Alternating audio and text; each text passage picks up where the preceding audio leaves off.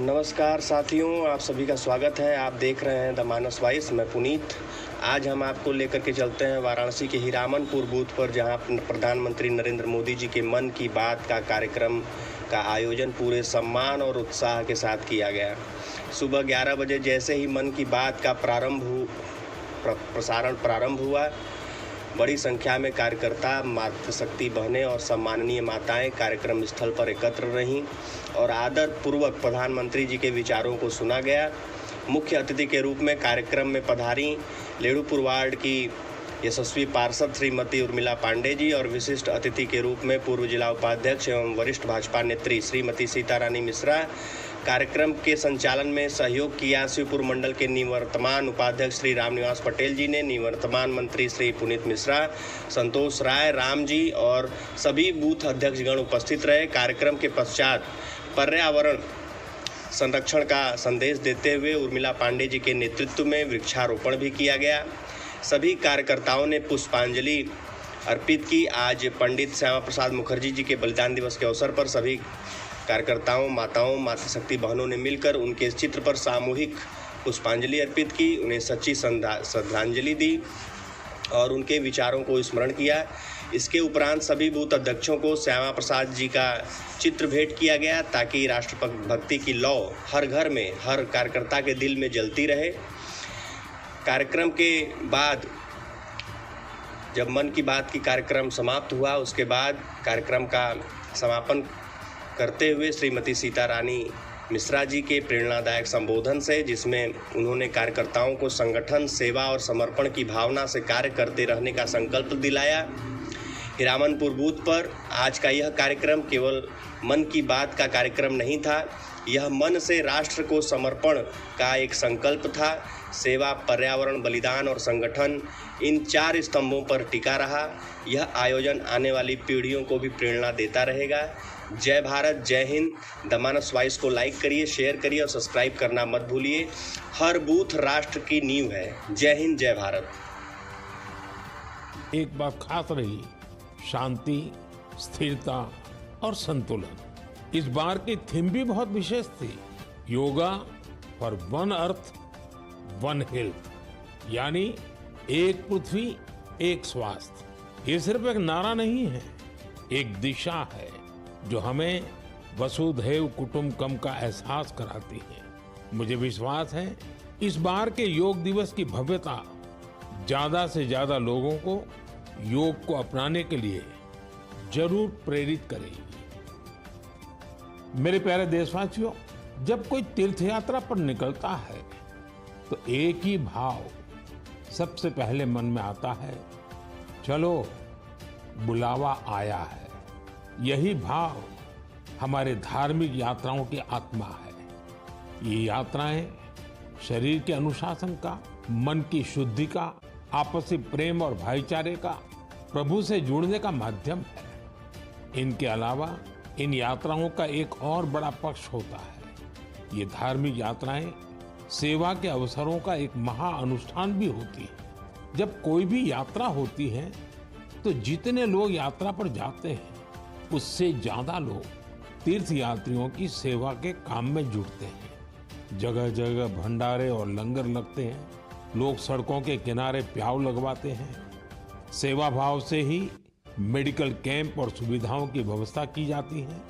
कितने ही लोग अपने खर्च से तीर्थ यात्रियों के लिए धर्मशालाओं की और रहने की व्यवस्था करते हैं। साथियों, लंबे समय के बाद कैलाश मानसरोवर यात्रा का फिर से शुभारंभ हुआ है। कैलाश मानसरोवर यानी भगवान शिव का धाम। हिंदू, बौद्ध, जैन हर परंपरा में कैलाश को श्रद्धा और भक्ति का केंद्र माना गया है। साथियों, 3 जुलाई से पवित्र अमरनाथ यात्रा शुरू होने जा रही है और सावन का पवित्र महीना भी कुछ ही दिन दूर है। अभी कुछ दिन पहले हमने भगवान जगन्नाथ जी की रथ यात्रा भी देखी है। उड़ीसा हो, गुजरात हो या देश का कोई और कोना, लाखों श्रद्धालु इस यात्रा में शामिल होते हैं। उत्तर से दक्षिण, पूरब से पश्चिम, ये यात्राएं एक भारत श्रेष्ठ भारत के भाव का प्रतिबिंब है। जब हम श्रद्धा भाव से, पूरे समर्पण से और पूरे अनुशासन से अपनी धार्मिक यात्रा संपन्न करते हैं तो उसका फल भी मिलता है। मैं यात्राओं पर जा रहे सभी सौभाग्यशाली श्रद्धालुओं को अपनी शुभकामनाएं देता हूं। जो लोग सेवा भावना से इन यात्राओं को सफल और सुरक्षित बनाने में जुटे हैं, उन्हें भी साधुवाद देता हूं। मेरे प्यारे देशवासियों, अब मैं आपको देश की 2 ऐसी उपलब्धियों के बारे में बताना चाहता हूं जो आपको गर्व से भर देंगी। इन उपलब्धियों की चर्चा वैश्विक संस्थाएं कर रही हैं। WHO यानी विश्व स्वास्थ्य संगठन और ILO यानी इंटरनेशनल लेबर ऑर्गेनाइजेशन ने देश की इन उपलब्धियों की भरपूर सराहना की है। पहली उपलब्धि तो हमारे स्वास्थ्य से जुड़ी है। आप में से बहुत से लोगों ने आंखों की एक बीमारी के बारे में सुना होगा, ट्रैकोमा। ये बीमारी बैक्टीरिया से फैलती है। एक समय था जब ये बीमारी देश के कई हिस्सों में आम थी। ध्यान नहीं दिया जाए तो इस बीमारी से धीरे धीरे आंखों की रोशनी तक चली जाती थी। हमने संकल्प लिया कि ट्रैकोमा को जड़ से खत्म करेंगे और मुझे आपको ये बताते हुए बहुत खुशी है कि विश्व स्वास्थ्य संगठन यानी WHO ने भारत को ट्रैकोमा फ्री घोषित कर दिया है। अब भारत ट्रैकोमा मुक्त देश बन चुका है। ये उन लाखों लोगों की मेहनत का फल है जिन्होंने बिना थके, बिना रुके इस बीमारी से लड़ाई लड़ी। ये सफलता हमारे हेल्थ वर्कर्स की है। स्वच्छ भारत अभियान से भी इसे मिटाने में बड़ी मदद मिली। जल जीवन मिशन का भी इस सफलता में बड़ा योगदान रहा। आज जब घर घर नल से साफ पानी पहुंच रहा है तो ऐसी बीमारियों का खतरा कम हो गया है। विश्व स्वास्थ्य संगठन WHO ने भी इस बात की सराहना की है कि भारत ने बीमारी से निपटने के साथ साथ उसके मूल कारणों को भी दूर किया है। साथियों, आज भारत में ज्यादातर आबादी किसी न किसी सोशल प्रोटेक्शन बेनिफिट का फायदा उठा रही है और अभी हाल ही में इंटरनेशनल लेबर ऑर्गेनाइजेशन ILO की बड़ी अहम रिपोर्ट आई है। इस रिपोर्ट में कहा गया है कि भारत की 64%, 64% से ज्यादा आबादी को अब कोई न कोई सोशल प्रोटेक्शन बेनिफिट जरूर मिल रहा है। सामाजिक सुरक्षा ये दुनिया की सबसे बड़ी कवरेज में से एक है। आज देश के लगभग 95 करोड़, 95 करोड़ लोग किसी न किसी सोशल सिक्योरिटी योजना का लाभ पा रहे हैं, जबकि 2015 तक 25 जून को भारतीय जनता पार्टी की तरफ से 3 कार्यक्रम दिए गए थे। 3 कार्यक्रम में पहला ही कार्यक्रम था माननीय प्रधानमंत्री जी की बात। हम सब साथ मिल करके सुने। रावणपुर ग्राम सभा में 4 बूथ आपके हैं, 85, 86, 87 और 88, जिसमें चारों बूथ अध्यक्ष और बूथ की कमेटी को बुलाया गया था और सब लोग एकत्रित होकर के माननीय प्रधानमंत्री जी के बात ऐसे अवसर से हमारी वार्ड नंबर 32 की पार्षद कहा नाम भुला छोटे भाई हमारे राम निवास पटेल जी जो विद्युत विभाग में भी कार्य करते हैं और भारतीय जनता पार्टी के पूर्व के वरिष्ठ उपाध्यक्ष हैं। इनका निरंतर पार्टी को सहयोग मिलता रहता है। ऐसे भाई श्री राम निवास का मैं हृदय की अनंत गहराइयों से स्वागत करता और अभिनंदन करता। और इस कार्यक्रम के जो है संयोजक चाहे प्रायोजक जो भी कह लीजिए, जो है बूथ के अध्यक्ष हैं, बूथ अध्यक्ष हमारे संतोष राय जी हैं, बहुत ही कर्मठ हैं। हमने कईयों कार्यक्रम इनका देखा है। सब कार्यक्रम में इनकी अच्छी संख्या होती है और पूरे मनोयोग अच्छे कार्यक्रम को करते हैं, इनका भी मैं इस मंच के माध्यम से स्वागत बंधन और पहले हमारे भाई राम जी बूथ अध्यक्ष हैं, राम जी भाई साहब, इनका भी मैं मंच के माध्यम से स्वागत बंधन अभिनंदन करती हूँ। और जो बूथ अध्यक्ष हमारे नहीं आए, मैं उनका भी स्वागत बंधन अभिनंदन करती हूँ। मंडल के मंत्री पुनीत मिश्रा जी का भी मैं हृदय की अनंत गहराइयों से स्वागत बंधन और अभिनंदन करती हूँ। और आप सभी मातृशक्ति बहनें, आप लोगों को मैं प्रणाम करती हूँ। माननीय प्रधानमंत्री जी को देखा कि कईयों विषय पे महिलाओं को जो है उन्होंने कहा कि हर क्षेत्र में हमारी महिला बहनें अब आगे जा रही हैं। जैसे आप मिशन सिंदूर, पहला शब्द ही उनका था मिशन सिंदूर। मिशन सिंदूर में सबसे पहले अगर कोई जो है देश के लिए काम किया तो हमारी एक बहन ने काम किया। मैं उसको धन्यवाद करती हूँ, प्रणाम करती हूँ। तो बहन जो है अपने जीवन का ध्यान न देते हुए देश की रक्षा और सुरक्षा में पहला फायर हो गई।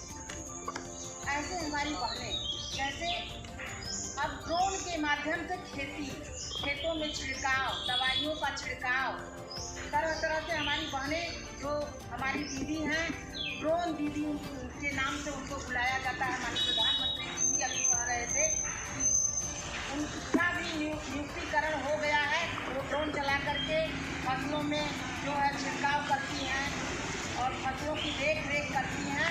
उससे उनकी अच्छी उपज होती है और उनकी आर्थिक स्थिति मजबूत होती है। उन्हें सरकार लोन भी देती है।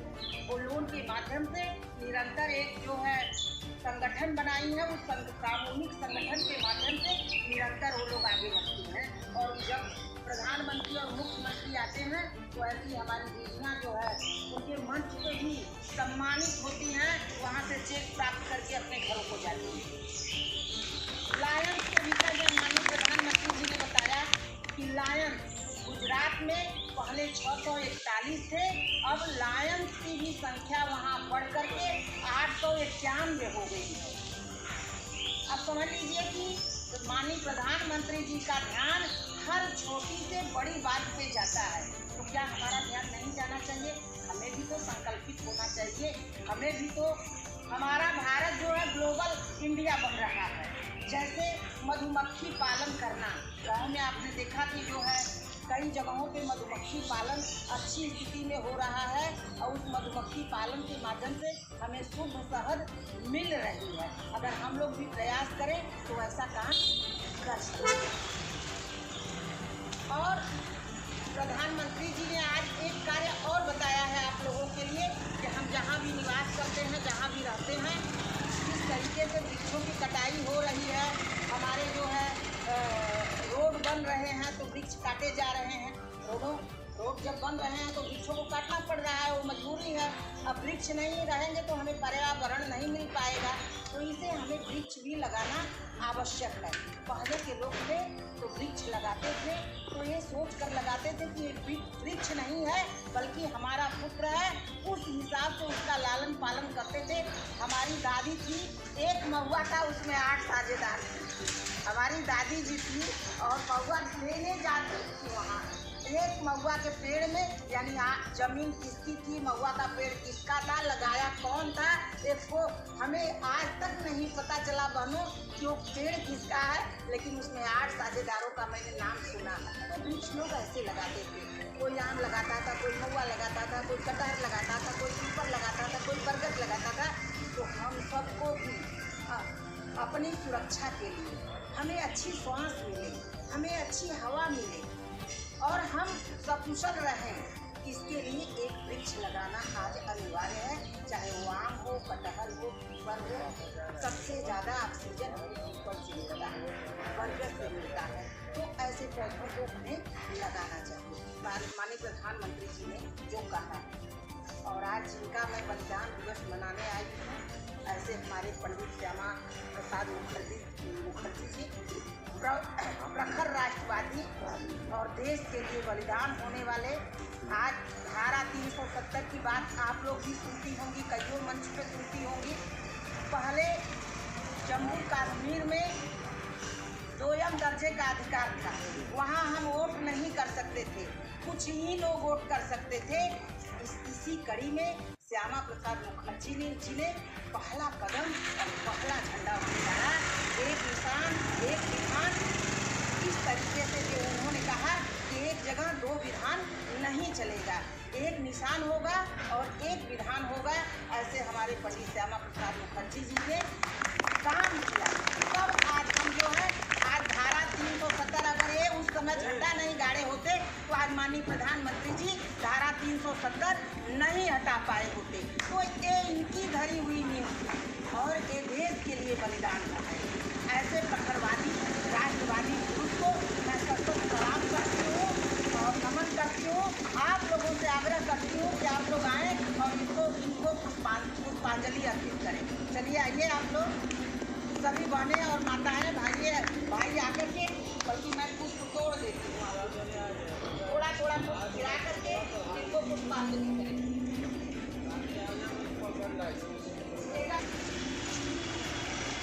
माननीय श्यामा प्रसाद के चित्र पे पुष्पांजलि अर्पित करके उन्हें हम लोग सादर प्रणाम करते हैं, उनका सादर वंदन करते हैं।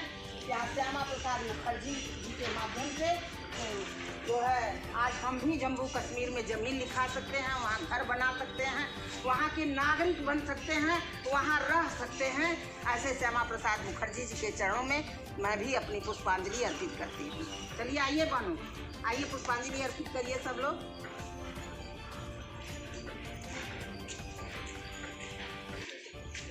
और आज का कार्यक्रम कम से कम 4 से 5 भाइयों के मोबाइल से फेसबुक, ट्विटर और जो है व्हाट्सएप, मैसेंजर सब पे जाना चाहिए, जिससे कि लगे कि हिरावनपुर ग्राम सभा में एक अच्छा कार्यक्रम हुआ था, जिसकी मुख्य अतिथि हमारी बड़ी भाभी परम आदरणीय उर्मिला पांडे जी थी और उनके सानिध्य में मुझे भी आने का यहाँ मौका मिला।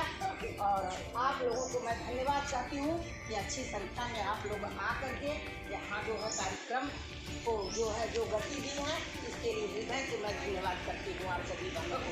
एक बार बोलिए भारत माता की जय, भारत माता की जय, भारत माता की जय।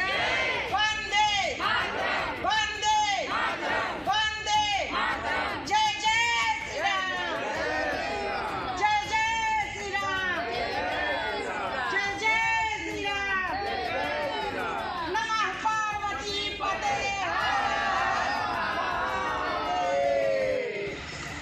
इन्हीं शब्दों के साथ मैं आप सभी को पुनः प्रणाम करते हुए अपना सर आप लोगों के चरणों में वंदित करते हुए कार्यक्रम वाणी को विराम देती हूँ। जय हिंद, जय भारत, जय भारतीय जनता पार्टी।